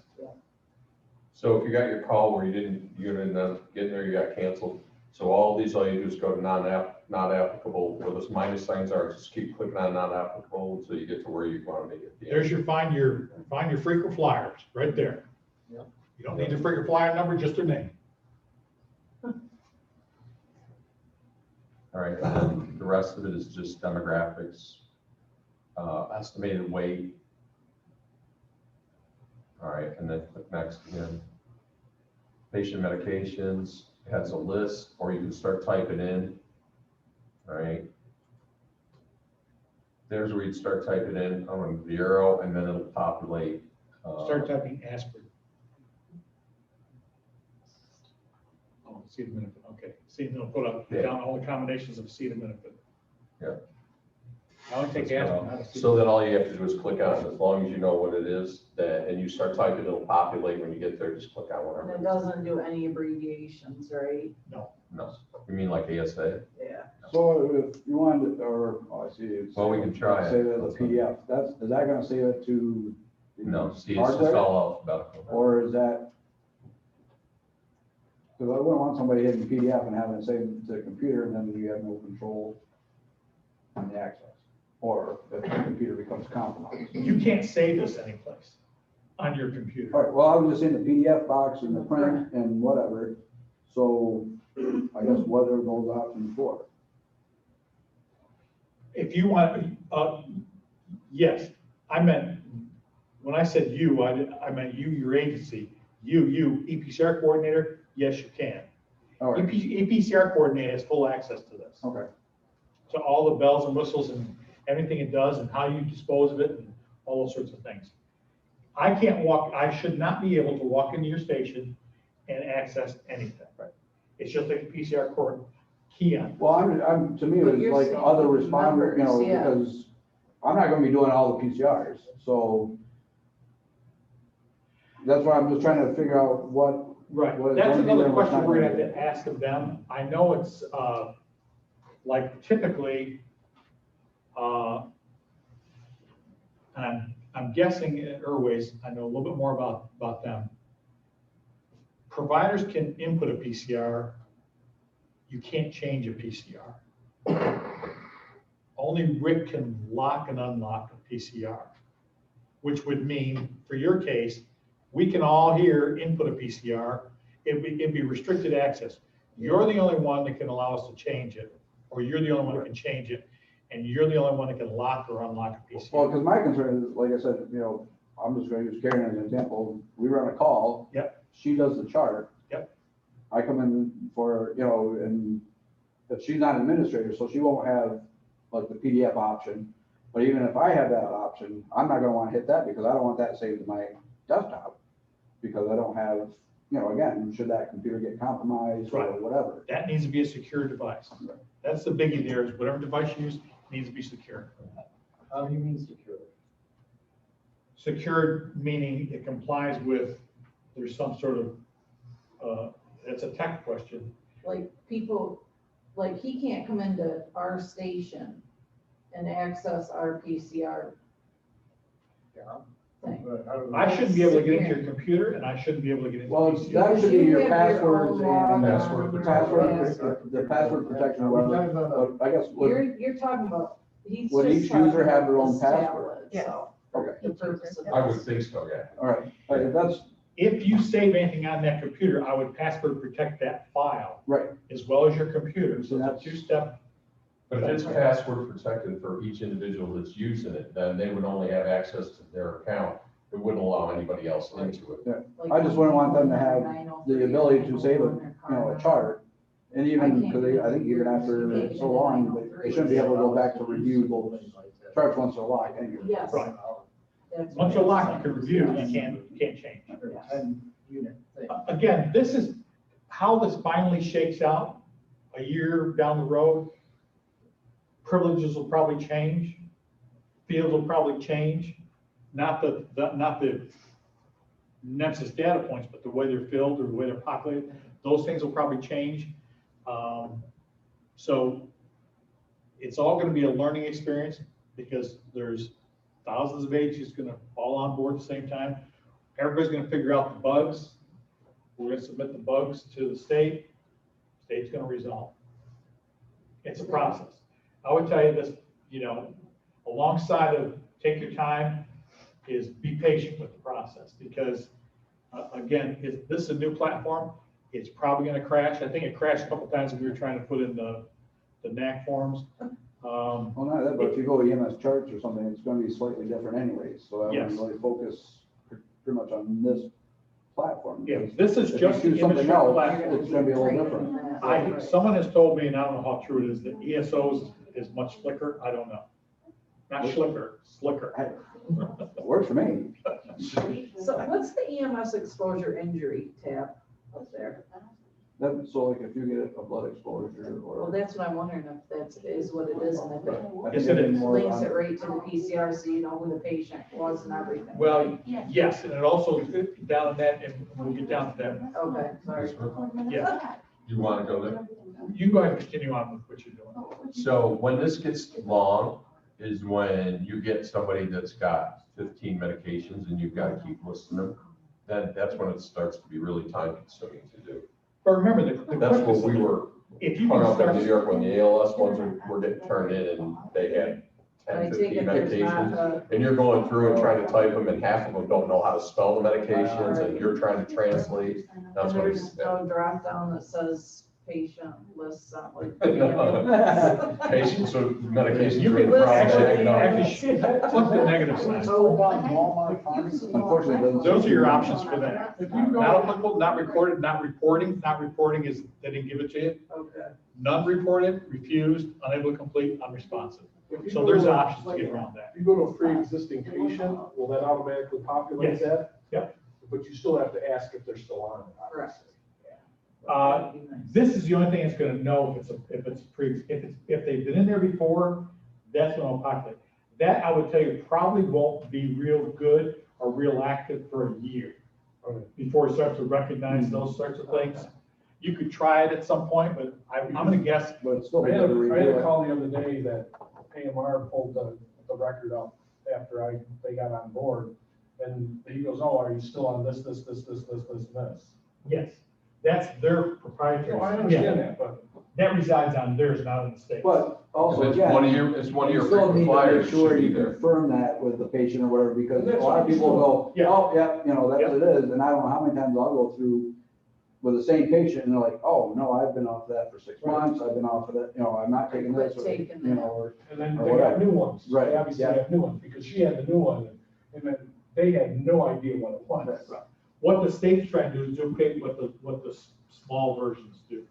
Same thing with Zoll, populates that for Airways, captures it for Airways. The state's trying to do that, make this thing easier. So to change screens on these, you have to be online, right? The change screens need to be online. Yeah. You're always online in one form or another. Right, whether it's mobile or have a desktop in your station. You have to have an internet connection. At all times. Yes. Now, if you buy that mobile version from Yes. Image Trend, I don't want to sound like I'm doing a commercial because I'm certainly not. Okay. If you buy that mobile version, it'll bring up this template. It'll store all that. Can you go through the screens offline then if you have the mobile version? Yes, yeah, you can do this whole thing offline, but the minute it touches Uh-huh. a hotspot, Yeah, that's it's gonna upload it. Okay. But again, it doesn't upload until you close the chart. I wouldn't be. Not lock the chart, close the chart. Because there's too many dead spots in our area. Yes, the minute it hits one, it'll start to upload. You see close up there? If Bruce closes this chart, that's when it'll allow itself to upload. Doesn't lock it, We're not even. it closes. So it closes, and then when you get coverage, it'll upload it to the system already. So again, to all these fields that you can fill in, if you can get the first 3 letters, first 4 letters, first 5 letters, start spelling something, it'll bring up everything that begins with that or sounds like that. Yeah, I can fill that in. And if you click, like at the beginning, when it gives you the drop-down option of like no patient contact or standby, does it like bypass all the other stuff? If they know you haven't seen the patient contact, does it bypass everything and take you to the next? A lot of these things you have to put in, or you can put So a, you still have to address. You have to go through, but a lot of them are just not Right, applicable. okay. It takes you 30 seconds to go through and hit them all. and Oh, then so close it won't just bypass Right, that's any what I was treatment or asking. whatever. it may eventually, at this point, I don't believe it does because it's mimicking NAC. Click the negative sign on On patient which- medications. You know, you have those options every place. I can tell you this, you won't lose a whole lot of, first off, you guys don't need to worry about validation scores because they're not to the point where you're gonna score very well anyway. If you skipped all those, it's not gonna really ding you. Well, I mean, I just thought if you hit like cancel en route, obviously you It would have a take patient you- contact that it should just bypass any Right. of those. You can scroll down to the bottom and there's a field down the bottom where you didn't go anywhere and do anything. Where do you want to go? Just keep scrolling through, go to the next. Patient complaints, and you can add a whole bunch of them if you want. Yeah, there's a list that you go through. You know, and again, you can go scroll through the list, or it's easier just to go here and start typing it in, and then it'll populate based on alphabetical order. I like your computer's touchscreen or your tablet's touchscreen. Actually, I tried to do that, but It wouldn't work. I got mitts. Well, that's what they make styles of. Well, if that would work that way.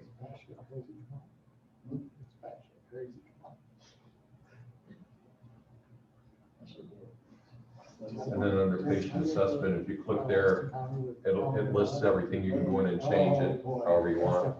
If you have patient contact for a prolonged period of time, you can add several assessments, several sets of vitals. Yeah. So go, okay, if you want to do another one, just hit add, and it'll bring up a blank one and you can go through. Same with vitals. For every time you want to do a set of vitals, all you do is hit add, and it'll bring up the next set, and you just fill And it. it timestamps it for you, I assume? I don't know, obviously, I haven't. No, you have to enter a time. When you bring up that, like you're talking about a set Oh, of vitals, for medic, Yeah, like, you enter the time. hang on. So if I want to add, all right, and then I'll just go Okay. to First thing you date. prompting. but you can click right on that clock, right? And that'll like, no, over on the right to the right. No, that's the log of time. That's the log of times. No, you're not. Right where you're blinking, if you go to the right, there's a clock Okay, face there. that clock is Does this clock. Oh, come back over to the screen here and go to the right for that clock. Does that populate the current time? Yep, Yes, it does. and date. Yeah, that time right then and there. So Right. you can't click that after the fact. No, Right. but if she's you're giving them on that at that scene- time, and she clicks Oh, on yes, it, yes, yes, populates yes. it for her, that's what she's Okay. saying. You go back to the station, it's gonna populate the Right. time you're back to the station. Right. So if you put it in and then you don't want it, you just go back and click on one of these, okay, not applicable, you know, not reported, whatever, and it'll take it out again. Okay. So if you don't want to add the second set, just cancel and it gets rid of it. It takes you back there, and then you move on to your next field. Any treatment that you did, and again, if you did multiple, you just click on add, you know, fill one in, click on the next one, you can keep adding as many as you want. And any medications that you might give also. So at the end, when you finish this and you go to save and submit, it would bring up the points that you missed, right? It's gonna bring them up, the entire time you're doing it, it's gonna bring, see all the red flags he's got? Right, That's continuous. okay, That red light's never gonna go off until you address it. okay. Some of them you Okay. can't address though. And you can't, because those boxes that we didn't have unit numbers for or anything like that, these boxes aren't filled in because they're not available to me. So it's gonna show them red until I fill them in, and I'm not allowed to because it's just a practice thing and we don't have a vehicle number or anything like Yeah, they that. have that locked out. Okay. None of that stuff will be locked out. It may be pre-populated, but not locked out. So, but anytime you're missing something, you're gonna get a red flag here. And that could stay on. Forever. Can any of Okay, your and there, crews this, submit it? this is double click, so that should clear that. Can any of your crews submit? Yes, like, there's, like, can one person be in charge to make sure everybody else is doing PCRs right before they submit them? There's a PCR coordinator, and then there's all your staff. There's two levels there. PCR coordinator can lock, unlock. PCR coordinator can modify. PCR coordinator can look at reports. PCR coordinator can do anything within your agency. Are they the only ones that can submit, or can any of them? No, it submit? automatically, when you click close, that It submits. I think what you're saying is like right now, you probably review your PCRs to make sure they're complete, right? And that's what I do too. Right. And then I get them filled in if there's stuff Yeah. missing. Mostly But- times. Yeah. Once But you, they would have. once you already call go close, it submits, but it's not locked, which is the key point. You can go back in, if it's, for some reason it does get unlocked, you can go back in and change that, and it'll resubmit a fresh. Okay, that's why I was wondering about reports, if you could run reports to see if stuff you needed. for Well, I guess my your concern would business. be if I'm modifying a chart, what's to say there's not a modification to, whether it's patient outcome, whether it's, objective, it's just like me, if Karen filled out a PCR, I can't go adding to Karen's PCR. As a that PCR coordinator, yes, you can. from a legal standpoint, I think that would open up a lot of You work. should, you can. Right. Now, let's say Karen calls you up and says, hey, I forgot to write down, I saw the gun sitting this way, not this way. If we ever get a call like I that. don't- Been there, done that. Yeah. Trust Yeah. me. And we still don't Well, resolve it. more like even times could even be called into question, you put on your PCR, it only took you 2 minutes to get to the scene, Yes. when theoretically it was 25 minutes. Well, obviously there's a discrepancy, that's not gonna look good to you, so you go in and you change that. Does it track the I'm just saying- changes the I'm sure. program coordinator makes to other people's PCRs? So there's See, not to a me- comment box that you can write late entry, blah, blah, blah. Yeah, to me, I think that kind of is Uh, a little hinky. Yeah, that's. There was one at the end, I'm not sure if it's still there. What's that? I mean, because usually like with ours, it locks it, but then you do an addendum. Right. So, I You can mean, put it in narrative. Right. See, I would feel secure doing that, to say what you did. I'd be Yeah. okay. with I- I- that the- one the less key to this than thing what's is- mine. I don't think they have that level of it worked out, because currently they're only working with, for the most part, big ALSFR, or ALSHs or ALSFRs. And they have a PCR coordinator, someone who's paid to do just well, see, that. like even our program, the only people that can make changes to our chart, an individual's chart is the individual. So that's where the addendum system comes in. I don't think Rick's changing anyways. I think he's monitoring He goes back the and tells you to fix the validation, chart. and he's Right. making the paramedics go back Oh, and right, fix their charts. see, now that I don't have a problem, but Yes. that capability of, whether it's me or whoever, just, to me, that opens up a lot of. And just so you know, we can look at every chart, we can't change You it. can't modify it. I don't know that if you enter the chart that anybody else can modify it. Because we can view, I think that you can view it, and I think that's what Rick does, is he views it, he looks at the validation score, and if it's not good, then he takes it back to the medic and say, Okay. go back to this chart and fix what's Because like broken. what came up, and Glenn said, well, maybe there's a delay between dispatch getting the end of job reports or those times. Well, nobody's gonna sit around for an hour, at 2:00 in the morning waiting for those times. Right. So it's not like Karen can go in and go, oh, well, we'll just enter the times here. Glenn would have to go in and complete that chart. They may set different security levels. I'm I mean, not, to me, that kind of totally defeats that, who was in charge of the call, who was filling out the chart, and that's where the liabilities fall. But then now that you're kind of circumventing that, like I said, I just think that legally is opens up a can of worms. so you complete a call. Now this may just allow providers to close a call. It may ask for the ePCR coordinator to upload it. But the thing will always reside there. I So- can see that. So you can review it. It will always reside there. So go down to EMS exposure injury. Okay. Provider impressions, all that stuff you're kind of familiar with. So exposures, if she's had some sort of exposure, click the add. Personal protective equipment. I would hope everybody Well, fills out work that. related, yes, okay, personal protective. Say you only had gloves, that's it. Okay. So that shows what you had on. In these times, I would, that's EMS exposure injury, that's meant for two things. Number one, to identify those exposure, but also we want to capture, did you use PPE? And that's certainly something that you guys want to capture as ePCR coordinators. Did I go out on a call and I feeling pretty good about myself today and I didn't wear this, that, or the other thing? That's one of those things where you're probably going to want to remediate those. The fire reports are a lot more involved because they want to know everything: gloves, hood, helmet, coat. You know what every piece of equipment if there was an injury that they're looking for. So it's not as involved with here as it is in fire, but it's looking at the same things. So that's what one looks like. Love it or not? Todd loves it. Absolutely. Anybody have any questions?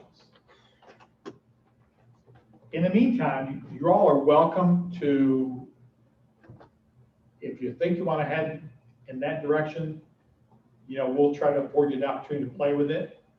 I'm not sure if they've unlocked yet to the agents at the agency level. As soon as they do, if you want to, even if it's something you're just considering and you want to play with it, we'll get you access to it.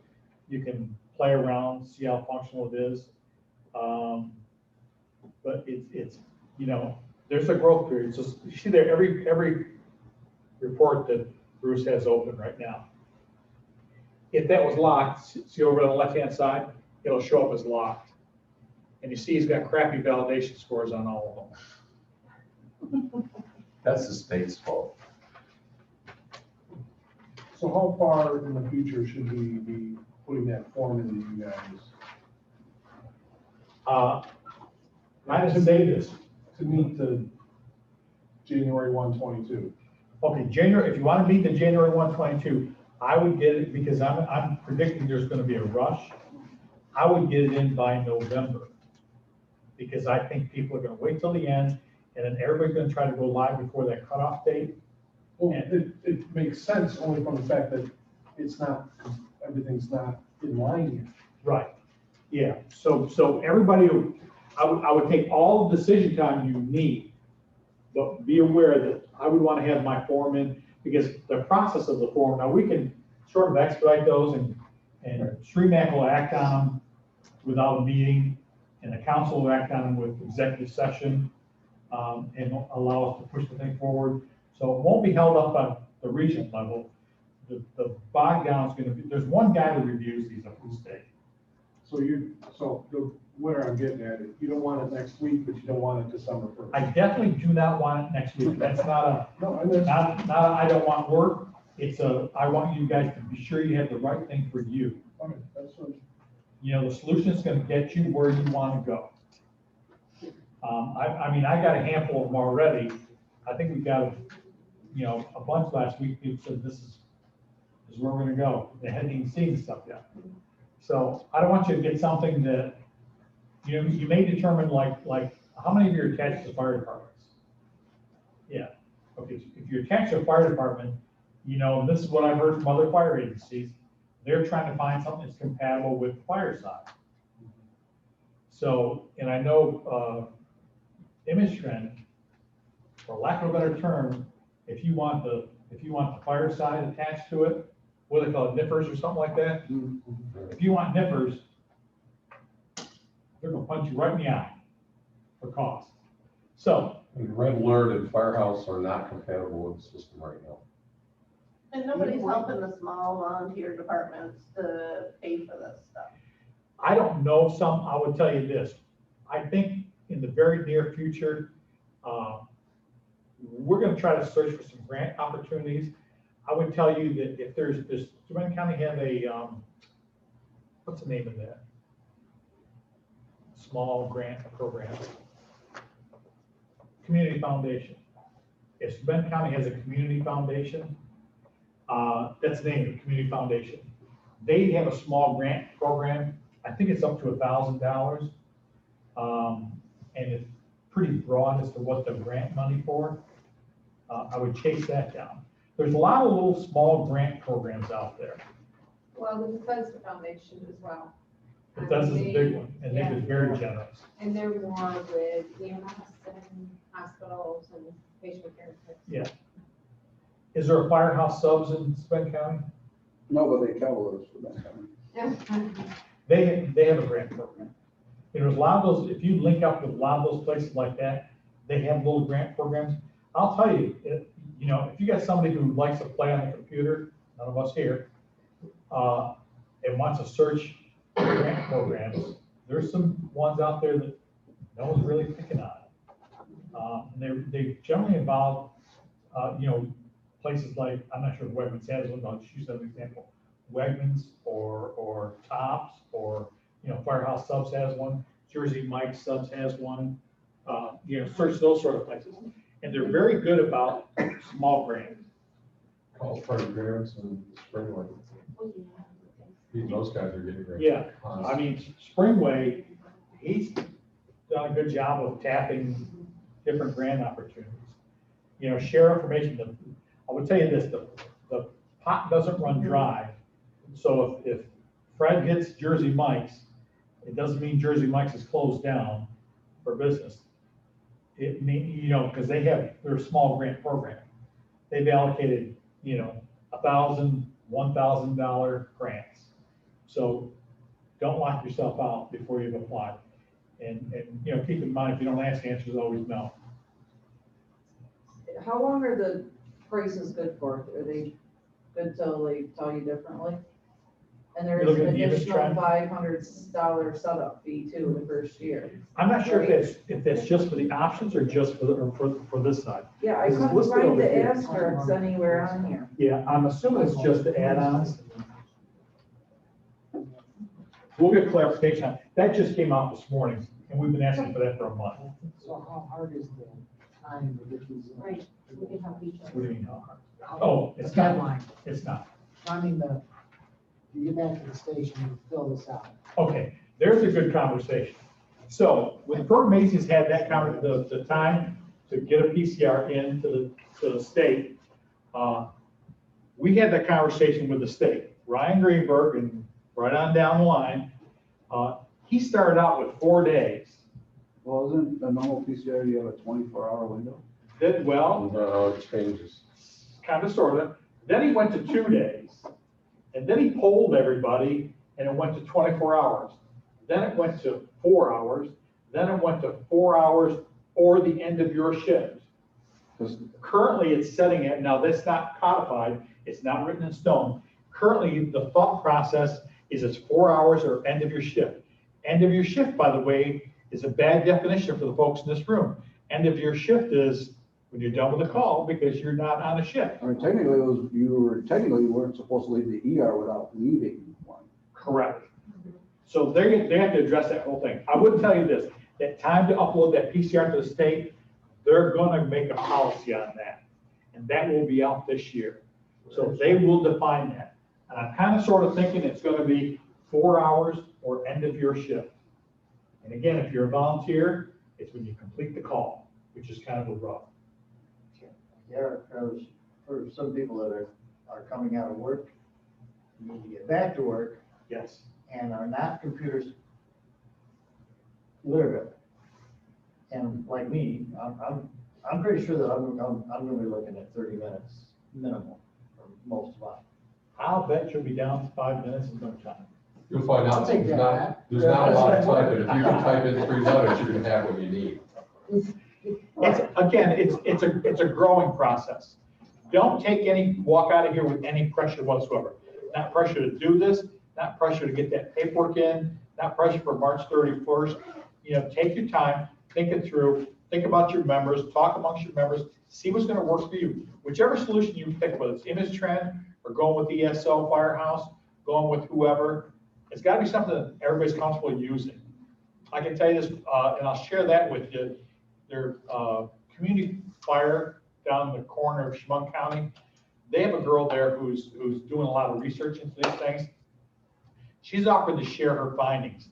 She's sampled and read reviews and done everything. She's done a complete due diligence on a lot of these companies. She's willing to share that with everybody. As soon as she finishes compiling that document, I'll share it with everybody and you can make your own assessment. But that's just her. I read her preliminary, and I'll just pick on ESO. ESO cost is high, but it's very easy to use. The reviews are this, and she actually copies and pastes some of the reviews on these things. So, take that into consideration when you're trying to pick a platform and let your people decide. The funny thing is some people will look at Image Trend, the way it's laid out. I'll tell you this, ESO, Image Trend, Zoll, I don't care who you pick up there. They all have the identical data points. They're Nemesis data points. They're Nemesis required data points. So they all have the identical information. How they collect it looks a little bit different. Is the room purple? Is the room green? Still a room, still an 8x8 room. It's all the same. It's how they ask you the question, whether or not they have drop downs, those sorts of things, but they're asking the identical information. Nemesis data points. But take your time. If you have any questions along the way, give us a call. I'll get out information as we get fresh and new information, and that research, I'll get that out to you from community and see if that helps you out. Thank you. Thank you. Appreciate you all coming down here. We're here to help you make that transition. Kind of like the government, we're here to help.